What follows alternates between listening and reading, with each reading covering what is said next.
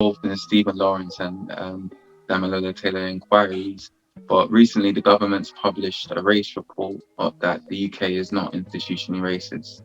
Can I ask, from your drawing upon your experiences, what do you think about that report in terms of how the Conservatives published it, and especially drawing upon your experiences from the police because you've been through so much throughout your career, and that report is very divisive. It's divided people even with our own community when it comes to talking about subjects relating to race and diversity.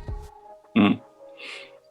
Well, as you know, I was one of the Black Police Association members who gave evidence at the McPherson inquiry to say that the Met Police was institutionally racist. And I'm on record for saying that I still think they are, over 20 years later. And I knew this race report was really going to have a false narrative, a whitewash, because it's out of Boris Johnson's playbook. When he was London mayor, he did the same thing. You would get people who look like me and you to do his dirty work, to try and change the narrative around gangs and violence, and basically to say that Black people have a propensity to be gangsters.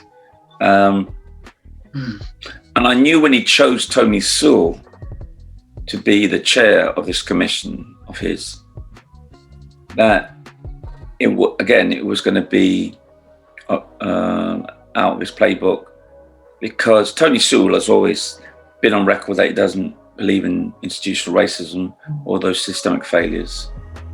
He's into the bad apple scenario.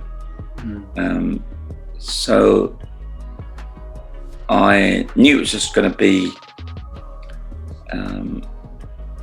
a report with a false narrative. And so when it came out not too long ago, it didn't surprise me. In fact, I remember tweeting on the fact that Tony Sewell was going to do a report like that. It's going to be a whitewash. You get his peerage, job done. And that's exactly what happened. So I wasn't in any way surprised.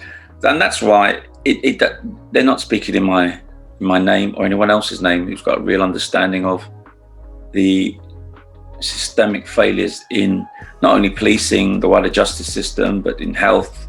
Well, COVID has laid that bare around the disproportionalities of Black people dying from COVID because of the conditions they work in, lack of support, PPEs, the masks, everything, And it's not